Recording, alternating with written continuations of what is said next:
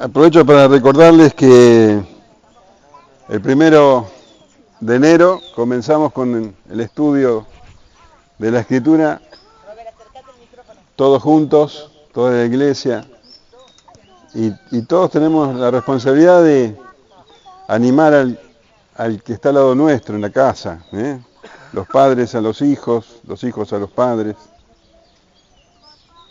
pero es muy importante que conozcamos la palabra de Dios. Es la palabra profética más segura. Es la palabra que guía nuestras vidas. No podemos saber la voluntad de Dios si no conocemos su palabra. Así que sea un año donde leamos la Escritura, cada día, todos. Y si te atrasás, bueno, seguís adelante. Pero que conozcas lo que dice Isaías, lo que dice Jeremías, lo que dice Mateo. Así que quiero animarte y quiero que te entusiasmes, porque es un tesoro invaluable lo que tenemos. Y no podemos menospreciarlo. ¿Te parece? Así que hace todo lo necesario para organizarte. Si querés leer la nueva traducción viviente, bueno, contactate con Silvia, creo que Marta también dijo que tenía algunas Biblias de esas. Si querés una versión más con letras más grandes, bueno, tratá de conseguirla. Pero es importantísimo que la versión que quieras, la Reina Valera, la que sea, pero que leas la Biblia. ¿Sí? ¿De acuerdo?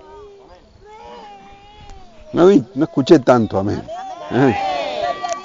Me parecía. Bueno. Y este, como te decía ayer, es el sermón 165. Falta el 166 y terminamos. Así que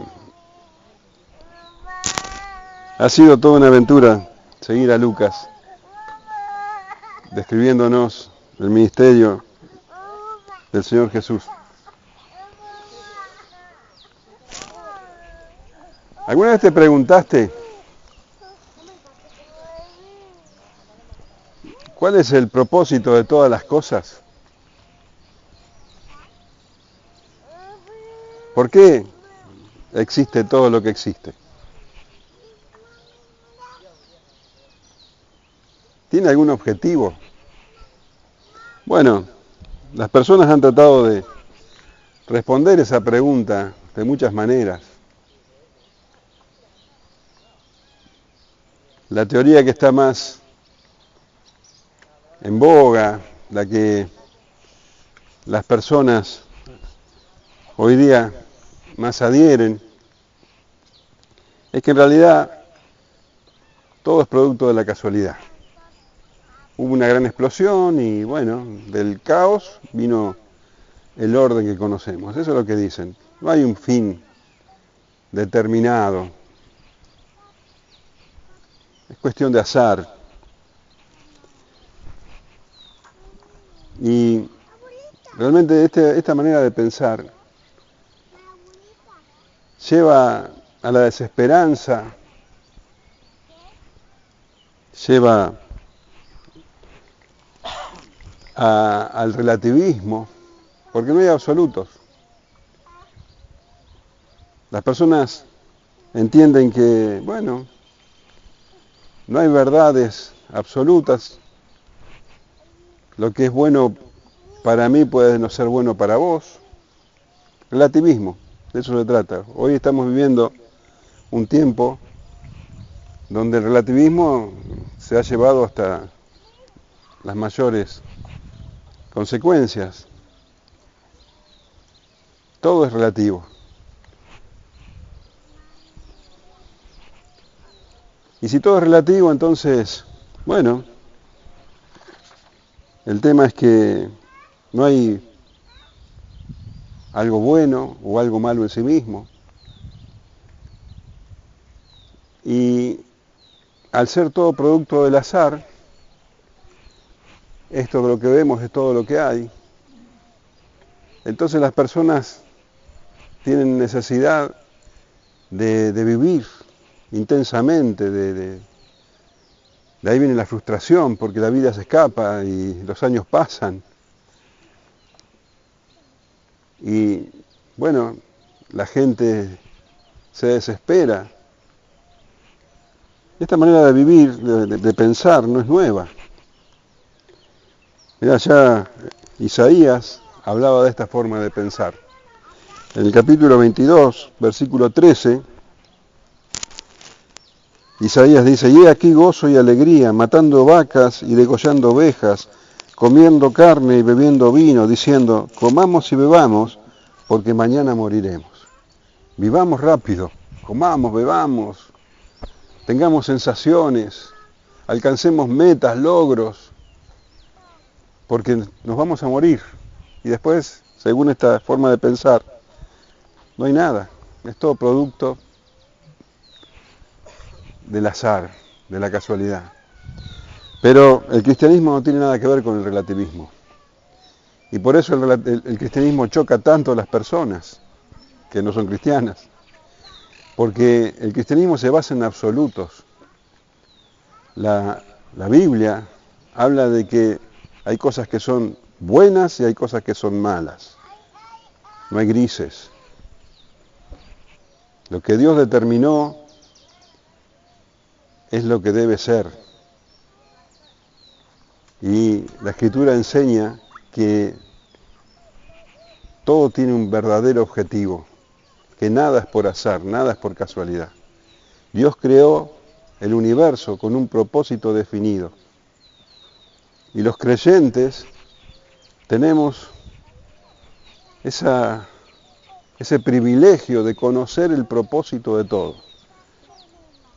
Los filósofos, los pensadores, están analizando, bueno, todas esas cosas y nosotros tenemos la respuesta, acá está la respuesta de todo.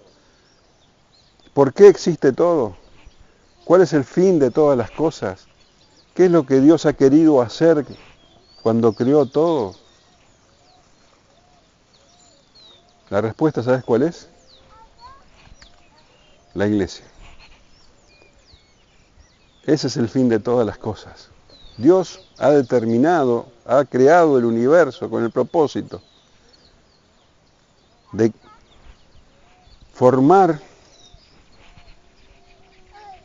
un pueblo compuesto por hombres y mujeres pecadores, pero que han sido redimidos, que han conocido la gracia, que han conocido el amor, la misericordia, que han conocido a Dios de una manera profunda y personal. Este pueblo que Dios está creando a lo largo de la historia, finalmente, cuando esté completo, va a ser glorificado. Es lo que la Escritura habla como la esposa y la esposa del Cordero, la esposa del esposo, para que estén con Él, honrándolo, glorificándolo, en comunión completa por toda la eternidad, en el cielo nuevo y en la tierra nueva. Y todo esto que conocemos, que para las personas es tan importante, todo esto va a ser destruido. Porque esto es un vehículo, un paso para eso. Dice 2 de Pedro, capítulo 3, versículo 10 en adelante. Pero el día del Señor vendrá como ladrón en la noche, en el cual los cielos pasarán con grande estruendo, y los elementos ardiendo serán deshechos, y la tierra y las obras que en ella hay serán quemadas. Todo. Todas las riquezas, todo lo que para el hombre es tan importante será quemado. Puesto que todas estas cosas han de ser deshechas, ¿cómo no debéis vosotros andar en santa y piadosa manera de vivir, esperando y apresurándoos para la venida del día de Dios, en el cual los cielos encendiéndose serán deshechos, y los elementos siendo quemados se fundirán? Pero nosotros esperamos según sus promesas cielos nuevos y tierra nueva, en los cuales mora la justicia. Este es el plan de Dios, este es el propósito final de todas las cosas. Todo esto que conocemos va a ser deshecho, es pasajero. Y Dios, desde el comienzo de la Escritura, nos está mostrando que Él está llamando a los pecadores. Comenzó a llamar cuando el hombre cayó. El primero en ser llamado fue Adán. Fíjate en Génesis 3:9, inmediatamente después de la caída, después de haber pecado, leemos, mas Jehová Dios llamó al hombre y le dijo, ¿dónde estás tú? Vemos cómo el Señor ya comenzó a llamar al pecador. Y termina la Escritura, en el capítulo 22 de Apocalipsis, versículo 17, diciendo, y el Espíritu y la esposa dicen, ven, y el que oye diga, ven, y el que tiene sed venga, y el que quiere tome del agua de la vida gratuitamente. Dios llamando a los pecadores, porque Él está formando su pueblo. Así que el Señor Jesús, cuando vino a hacer posible esa redención, vino a hacer posible este plan de Dios. Jesús lo hizo posible en la cruz, llevando en sí mismo el castigo por nuestros pecados, por los pecados de aquellos que han sido escogidos, de aquellos que Él va a salvar a lo largo de la historia. Él vino a hacer eso. En la cruz Él logró lo que para el hombre es completamente imposible. Dice la palabra que Él hizo la paz mediante su muerte, la paz con Dios. El hombre estaba enemistado con Dios, no Dios con el hombre con Dios. El hombre se ha revelado a Dios y Jesús hizo posible la paz. Y con su resurrección, Dios confirmó que Jesús era verdaderamente el Salvador, el Hijo de Dios, el que anunciaban las profecías, el Salvador del mundo. El Señor Jesús dijo que Él vino a buscar y a salvar lo que se había perdido. Así que Él cumplió con su misión. Todo lo que las profecías habían anunciado, Él lo cumplió. Murió, resucitó y ascendió a los cielos. Y ahora Él está gobernando el universo. Jesús es el Rey del universo. Y toda potestad le fue dada sobre los cielos y la tierra, y va a volver. Pero antes de ascender, el Señor Jesús dejó sobre la tierra quien continuara llamando. Él podría haber dado esa misión a ángeles, sin embargo se la dio a hombres imperfectos. Es lo que se conoce como la Gran Comisión. Él estuvo con los discípulos, después de resucitar, 40 días estuvo con ellos. 40 días hablándoles del reino de Dios y capacitándolos, preparándolos para la obra que tenían que hacer. Y ustedes saben que el mismo día de la resurrección, el Señor Jesús se presentó ante las mujeres, en primer lugar que habían ido a la tumba a ungirlo, se presentó resucitado, se presentó también ante María Magdalena, se presentó también a dos hombres, dos discípulos que volvían de Jerusalén a su hogar en la aldea de Maús. Se presentó también a Pedro. Y ahora estábamos viendo que se presentó esa misma noche en la casa en donde estaban reunidos, dice los 11, aunque sabemos que Tomás no estaba allí, A Tomás se le iba a presentar después el domingo siguiente, junto con el grupo. Estaban los discípulos en una habitación cerrada, dice, y lo aclara bien Juan, cerrada porque tenían miedo de los judíos que habían justamente matado al Señor Jesús. Y estaban contentos porque, bueno, se había presentado Jesús resucitado ante muchos. Y de pronto el Señor Jesús estaba allí. Y hubo una gran confusión, hubo temor, pensaron que era un fantasma. Pero pasado todo ese momento de confusión, el Señor les habla de cuál debía ser su misión, lo que estamos hablando, la gran comisión. Ellos tenían que estar completamente convencidos de que Jesús había resucitado. Por eso le muestra las heridas, las cicatrices, incluso les dice que la toquen, y para que queden convencidos, incluso come delante de ellos. Un espíritu no puede comer. Y cuando ya era un hecho para ellos que Jesús verdaderamente había muerto, lo habían visto, había muerto y ahora estaba resucitado, cuando ya no había discusión sobre ese punto, cuando estuvieron convencidos de que ese que estaba ahí era el mismo que había caminado con ellos durante 3 años, es que los comisiona. Y es lo que vamos a leer ahora. Capítulo 24 de Lucas, versículos 44 hasta el 49. Y dice así: y les dijo: estas son las palabras que os hablé, estando aún con vosotros, que era necesario que se cumpliese todo lo que está escrito en mí, en la ley de Moisés, en los profetas y en los salmos. Entonces les abrió el entendimiento para que comprendiesen las Escrituras.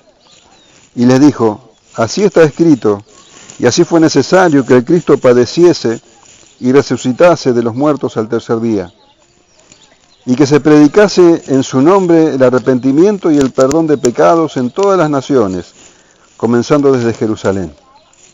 Y vosotros sois testigos de estas cosas.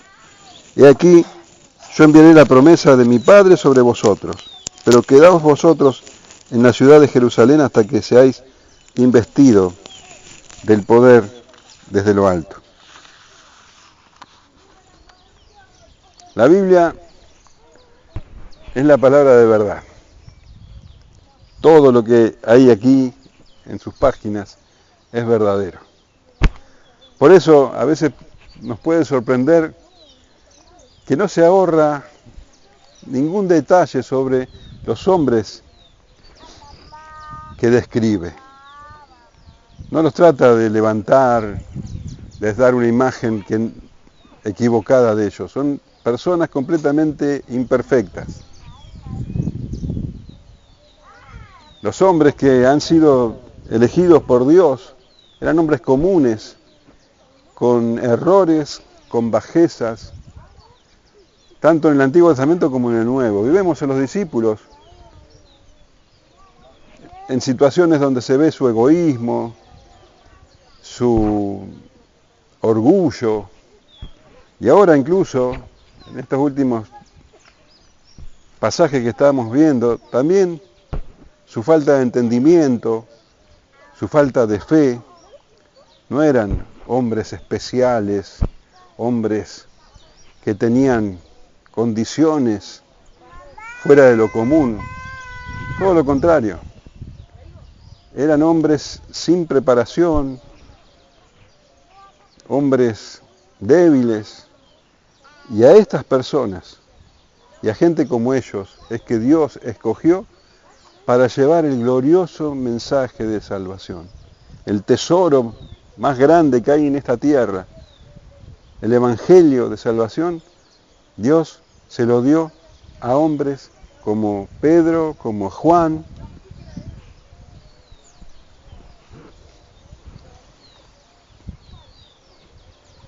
Y también, después de ellos, a hombres como nosotros, personas como nosotros.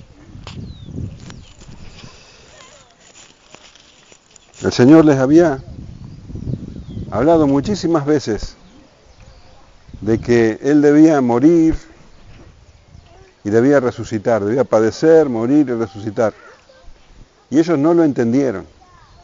Y para predicar el Evangelio, para llevar el Evangelio a otras personas, primeramente debían ellos entender el Evangelio. Y debían entender que todo lo que el Señor Jesús le había estado hablando y todo lo que ellos vieron del Señor Jesús, en realidad estaba anunciado en las Escrituras.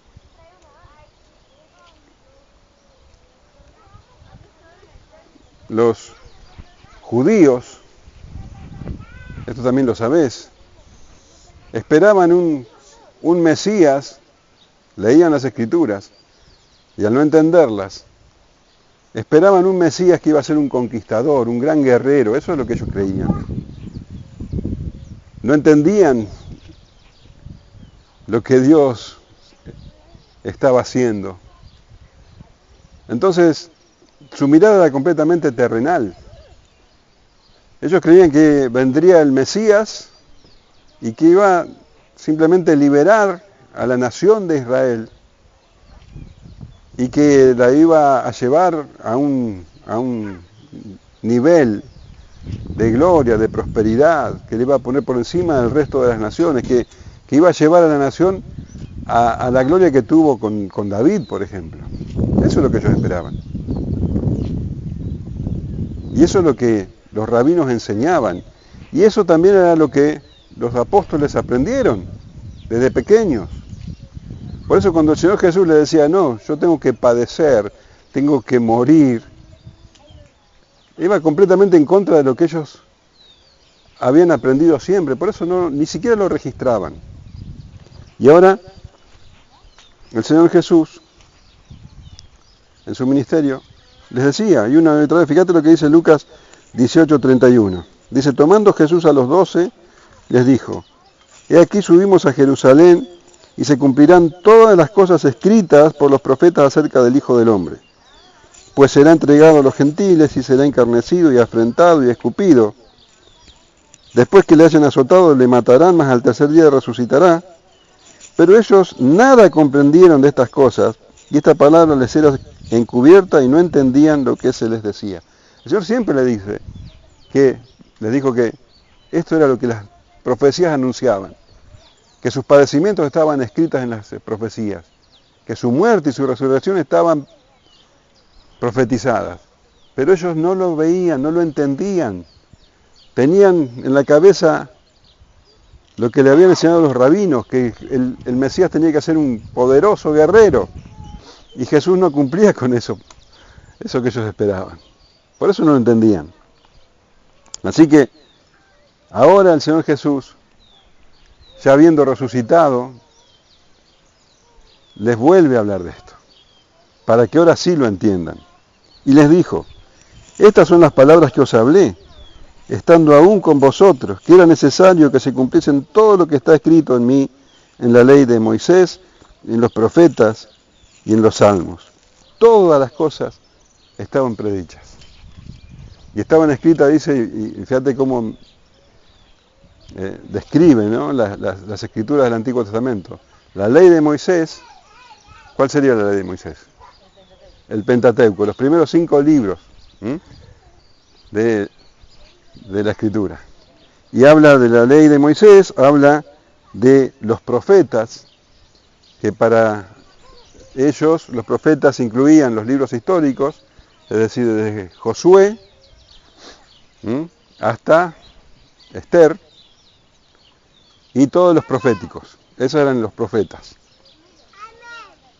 Y los salmos, dice, que eran todos los libros de sabiduría. Job, Salmos, Proverbios, Eclesiastés y el Cantar de los Cantares.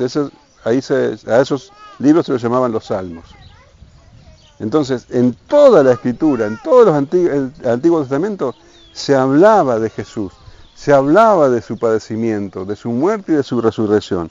Y ellos no lo entendían, pero ahora sí lo podían entender. Y les dice, esto se los dije cuando estaba con ustedes. Eso ya había quedado atrás, ya no iba a estar más con ellos como lo había estado hasta entonces. Con ellos había estado físicamente, ahora ya no. Ahora estaría con ellos de otra manera. En Mateo, al final, en el capítulo 28, dice, yo estaré con vosotros, estoy con vosotros, todos los días hasta el fin del mundo, pero no físicamente. Y fíjate que el Señor Jesús dice, yo estoy con vosotros, pero está comisionando a la iglesia cuando dice eso. Cuando nosotros predicamos, cuando nosotros llevamos el Evangelio, el Señor está con nosotros todos los días. De eso se trata la misión de la iglesia. Así que desde la ley de Moisés en adelante está anunciada la vida del Señor Jesucristo, la venida del Señor Jesús. Y fíjate que en Génesis, en el capítulo 12 ya, se nos dice que Jesús iba a venir de la descendencia de Abraham. Génesis 12:1 dice, pero Jehová había dicho a Abraham, vete de tu tierra y de tu parentela y de la casa de tu padre, a la tierra que te mostraré, y haré de ti una nación grande, y te bendeciré, y engrandeceré tu nombre, y serás bendición. Bendeciré a los que te bendicen, y a los que te maldijeran maldeciré, y serán benditas en ti todas las familias de la tierra. Fíjate, en Abraham van a ser benditas todas las familias de la tierra. Y el apóstol Pablo, en el libro de los Gálatas, explica este pasaje. Gálatas 3:16 dice, ahora bien, a Abraham fueron hechas las promesas, y a su simiente, no dice, y a las simientes, como si hablase de muchos, sino como de uno, y de tu simiente, la cual es Cristo. Entonces ya, cuando Dios le habla a Abraham y le dice que en él van a ser benditas todas las naciones, ahí ya está hablando de Cristo. Y de eso se trata ahora para nosotros. Cuando leemos el Antiguo Testamento tenemos que leer con esta mirada, no con la mirada de los judíos. Tenemos que leer la Escritura con la mirada de Cristo. Cuando leemos el Antiguo Testamento tenemos que ver a Cristo en todo.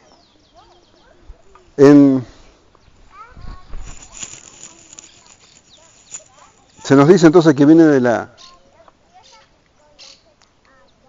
simiente de Abraham. Se nos dice que va a venir de la tribu de Judá. Génesis 49:10 dice, no será quitado el cetro de Judá, ni el legislador de entre sus pies, hasta que venga Silo, y a él se congregarán los pueblos. Cuando venga Silo, cuando venga el que tiene que venir, significa. Y a él se congregarán todos los pueblos. Va a venir de la tribu de Judá, de la simiente de Abraham, de la tribu de Judá. Toda la Escritura nos va anunciando la venida del Señor Jesús. Todo el Antiguo Testamento se tiene que leer con esa visión. Nos está anunciando la venida del Señor. Se nos dice también que viene del linaje de Abraham, de la tribu de Judá y del linaje de David. Cada vez es más específico. Segunda de Samuel 7:12 dice, y cuando tus días sean cumplidos y duermas con tus padres, yo levantaré después de ti a uno de tu linaje, el cual procederá de tus entrañas y afirmaré su trono. Y también se nos anuncia que Jesucristo, que el Mesías, iba a nacer de una virgen. Isaías 7:14 dice, por tanto el Señor mismo os dará señal. He aquí que la Virgen concebirá y dará a luz un hijo y llamarán su nombre Emmanuel, que quiere decir Dios con nosotros. Fíjate cómo la Escritura del Antiguo Testamento anunciaba constantemente al Mesías. Miqueas nos dice que el Mesías iba a nacer en Belén. Fíjate lo específico de las profecías. Miqueas 5:2 dice, pero tú, Belén Efrata, pequeña para estar entre las familias de Judá, de ti me saldrá el que será el Señor de Israel. Y sus salidas son desde el principio, desde los días de la eternidad. ¿Qué te parece? Te estoy hablando de algunas de las cientos de profecías. Se anuncia de que el Señor Jesús, que el Mesías, iba a ser traicionado por alguien de su entorno. Salmo 41:9, aún el hombre de mi paz en quien yo confiaba, el que de mi pan comía, alzó contra mí el calcañar. Se anuncia que el Mesías iba a padecer, que lo iban a golpear, que lo iban a escupir. Todas estas cosas estaban escritas, pero los judíos no lo entendían, no lo veían, y los apóstoles tampoco. Isaías 56 dice, di mi cuerpo a los heridores y mis mejillas a los que me mesaban, me tiraban de la barba. No escondí mi rostro de injurias y disputos. Estaba anunciado incluso que se repartirían los soldados su ropa. Salmo 22:18, repartieron entre sí mis vestidos y sobre mi ropa echaron suertes. Estaba anunciado que sería abandonado por su padre. Salmo 22:1, Dios mío, ¿por qué me has desamparado? ¿Cómo están tan lejos de mi salvación y de las palabras de mi clamor? El Señor Jesús en la cruz. También estaba anunciado que sería traspasado. Zacarías 12:10, y derramaré sobre la casa de David y sobre los moradores de Jerusalén espíritu de gracia y de oración, y mirarán a quien traspasaron, y llorarán como se llora por hijo unigénito, afligiéndose por él como de quien se aflige del primogénito. Y estaba anunciado que su muerte sería sustitutiva, que él tomaría el lugar de los pecadores. Isaías 53:4, ciertamente él llevó nuestras enfermedades y sufrió nuestros dolores, y nosotros le tuvimos por azotado, por herido de Dios y abatido, mas el herido fue por nuestras rebeliones, molido por nuestros pecados. El castigo de nuestra paz fue sobre él, y por su llaga fuimos nosotros curados. Todo es anunciado, pero no lo veían. Tenían los ojos velados. Y que resucitaría también estaba anunciado. Isaías 53:10. Con todo eso Jehová quiso quebrantarlo, sujetándolo a padecimiento. Cuando haya puesto su vida en expiación por el pecado, verá linaje, vivirá por largos días, y la voluntad de Jehová en su mano será prosperada. El Salmo 16:9 dice, se alegró por tanto mi corazón y se gozó mi alma. Mi carne también reposará confiadamente, porque no dejarás mi alma en el Seol, ni permitirás que tu santo vea corrupción.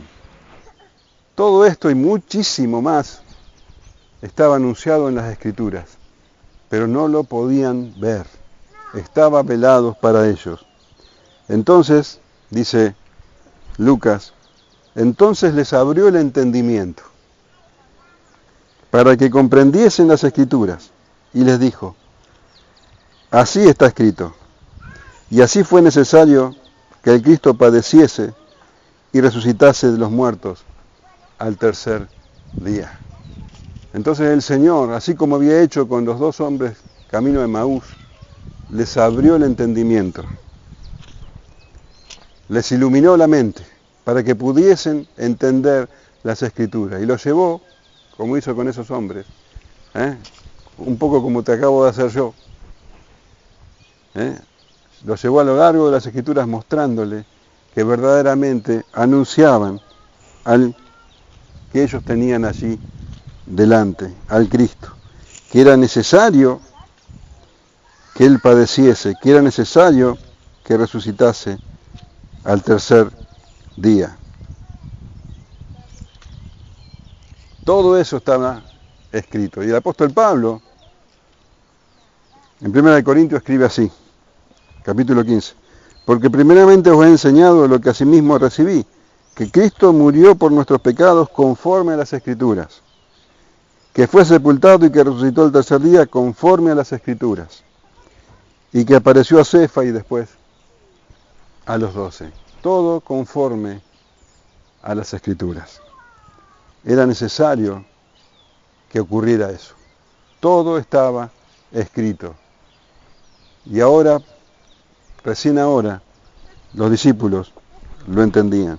Pero no solamente eso era necesario y no solamente eso estaba anunciado, sino que también, dice, era necesario que se predicase en su nombre el arrepentimiento y el perdón de pecados en todas las naciones, comenzando desde Jerusalén. También era necesario que se predicase el Evangelio. Así como fue necesario que Cristo padeciera y muriera y resucitara, también es necesario que se predique ese mensaje a todas las naciones. Ese es el plan de Dios. Redimir un pueblo de pecadores. Y dice que se predique en su nombre, en su nombre. Es su obra, es su persona.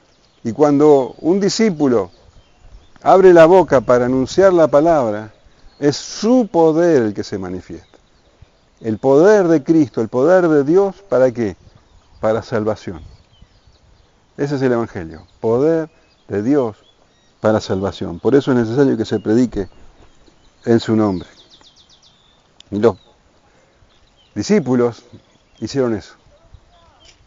Todo lo que hicieron a partir de allí, lo hicieron en el nombre del Señor Jesús. Predicaron en su nombre. Fíjate, dice, por ejemplo, Hechos 10:43. De esto dan testimonio todos los profetas, que todos los que en él creyeron recibirán perdón de pecados por su nombre. Predicaron por su nombre, sanaron enfermos por su nombre. Hechos 3:6. Mas Pedro dijo, no tengo plata ni oro, pero lo que tengo te doy en el nombre de Jesús de Nazaret, levántate y anda. Predicaron, sanaron y sufrieron en el nombre de Jesús. Hechos 5:41 dice, y ellos salieron de la presencia del concilio gozosos de haber sido tenidos por dignos de padecer afrenta por causa del nombre. Vale la pena padecer por el nombre de Jesús. Así que este Evangelio ofrece lo que para el hombre es imposible conseguir. Dice, el perdón de pecados. Dios no puede pasar por alto los pecados de los hombres. Pero Cristo consiguió en la cruz, pagando por nuestros pecados, que se nos fuese otorgado. Pero para que ese perdón llegue a nosotros, primero tiene que haber que arrepentimiento. Es crucial que haya arrepentimiento. Por eso dice que se predica el arrepentimiento y perdón de pecados, que se anuncie el arrepentimiento y perdón de pecados. Y el arrepentimiento es dolor. No es una molestia, un malestar por recibir las consecuencias de haber hecho algo malo. Me descubrieron y bueno, ahora vienen las consecuencias, me arrepiento. Eso no es nada. O sentir un malestar porque sabes que hiciste algo malo. No, el arrepentimiento es dolor. Es tomar conciencia de que has pecado contra Dios. No una vez, toda tu vida. Que tu vida fue una afrenta a Dios.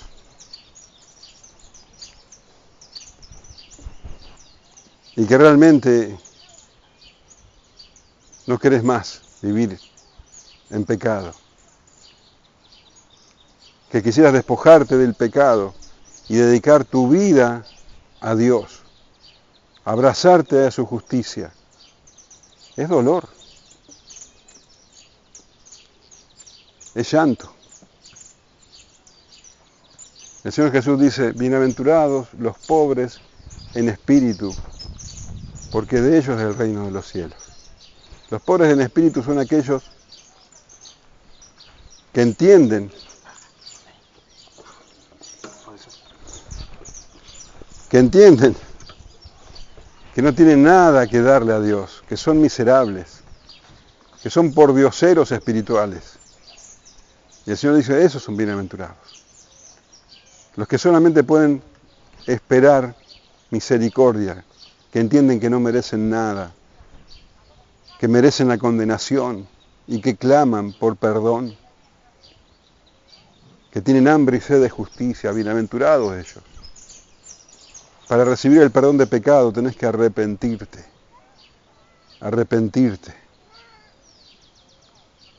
Dar un giro de 180 grados de tu vida. Ya no amar el pecado, aborrecerlo.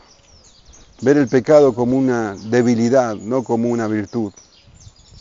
Ver el pecado con los ojos de Dios. Y el arrepentimiento es algo que solamente Dios puede otorgar. Y cuando tenés arrepentimiento es que recibís el perdón. Es el Espíritu Santo el que te lo otorga. El Señor Jesús lo anunció, dijo que cuando venga el Consolador, el Espíritu de Dios, convencerá al mundo de pecado, de justicia y de juicio. Y eso fue lo que anunciaron los primeros discípulos. Y Pedro se levantó 50 días después de la resurrección.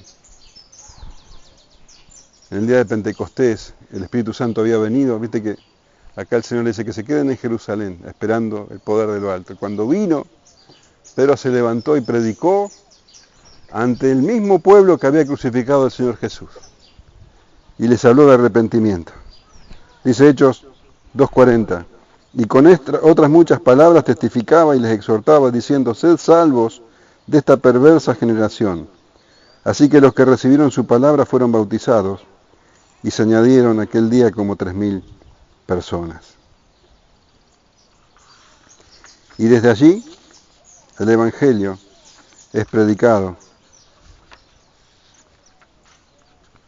a todos. Dice, y vosotros sois testigos de estas cosas, no los ángeles, hombres comunes, hombres imperfectos. He aquí yo enviaré la promesa de mi Padre sobre vosotros, pero quedaos vosotros en la ciudad de Jerusalén hasta que seáis investidos de poder desde lo alto. Los creyentes son testigos, son los que llevan el testimonio de Jesucristo, pero no lo pueden hacer en sus propias fuerzas. No tiene que ver con la capacidad de convencer, no tiene que ver con la elocuencia, ni con la bondad, ni con la inteligencia del que habla. Tiene que ver con el poder de Dios. Entonces el Señor Jesús le dice, quédense en Jerusalén, no hagan nada, quédense ahí esperando hasta que venga el poder, la promesa del Padre, el Espíritu Santo. Eso vino en Pentecostés.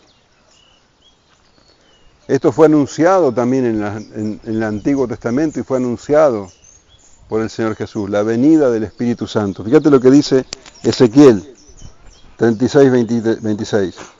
Os daré corazón nuevo y pondré espíritu nuevo dentro de vosotros. Y quitaré de vuestra carne el corazón de piedra y os daré corazón de carne. Y pondré dentro de vosotros mi espíritu y haré que andéis en mis estatutos y guardéis mis preceptos y los pongáis por obra. Todo estaba anunciado. Todo estaba anunciado. Joel 2:28. Y después de esto derramaré mi espíritu sobre toda carne, y profetizarán vuestros hijos y vuestras hijas, vuestros ancianos soñarán sueños, y vuestros jóvenes verán visiones. También sobre los siervos y sobre las siervas derramaré mi espíritu en aquellos días. Ya no será una obra de unos pocos, como los profetas del Antiguo Testamento. Ahora sobre toda la carne. Un pueblo que lleva su palabra en su poder, en el poder del Espíritu Santo.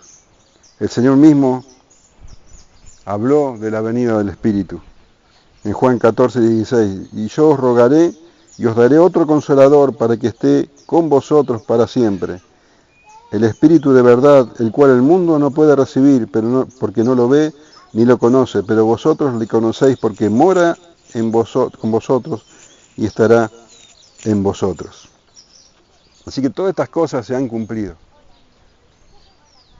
Y esta es la mayor promesa, Dios en vosotros. El Espíritu Santo está en el creyente, está en medio de la iglesia, capacitando para que nosotros llevemos el Evangelio hasta lo último de la tierra. Lo que les habló a ese grupito de hombres se va pasando generación tras generación y hoy llegó a nosotros y nosotros tenemos que llevar a la próxima. De eso se trata, ese es el propósito de Dios. Como te leía hoy, Mateo 28:20 dice, y enseñándoles que guarden todas las cosas que os he mandado, y aquí yo estoy con vosotros todos los días, hasta el fin del mundo. Amén. Eso es lo que tenemos que hacer nosotros, enseñarle todas las cosas que Él ha mandado. Ese es el fin, ese es el motivo por el cual estamos nosotros aquí. Llamar a aquellos que Dios ha escogido. Hoy hablábamos de cuál es el plan de Dios, por qué Dios creó todo. Porque se está apartando un pueblo. Y el instrumento para hacerlo es ese mismo pueblo. Nosotros somos los que tenemos que llevar el Evangelio a cada lugar. Y la iglesia no solamente debe comprender la doctrina, reunirse para alabar al Señor, son todas cosas muy buenas. Pero es indispensable que la iglesia lleve la buena nueva. Y vos tenés que ser consciente de que Dios te puso en un lugar con un propósito. Que vos sos el instrumento de Dios para llevar a cabo el objetivo final. Vos tenés un entorno al cual otros no pueden llegar. Vos sos el encargado, la encargada de llevar este mensaje glorioso, este tesoro de vida, la palabra de vida, y así cumplir el plan de Dios. Y un día glorioso, el Señor va a volver a reunirse con su pueblo. Y yo espero que vos estés ahí. Y también espero que también veas gente que vos has hablado con total falta de condiciones. Porque no se debe a tu elocuencia ni a tu sabiduría.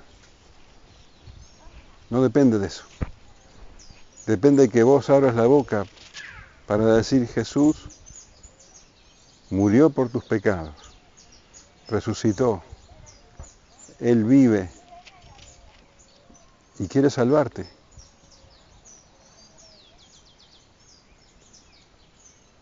Y no sabemos quién responde, pero somos los enviados. Muchos rechazarán, muchos se burlarán. No importa, eso no es lo importante. Lo importante es que nosotros somos los enviados y que cumplamos lo que Dios ha determinado. Y algún día cuando estemos delante de la presencia del Señor, alguno va a venir y te va a decir, gracias por haberme hablado del Señor. ¿No es maravilloso, no es glorioso que el Señor nos permita ser parte de su obra?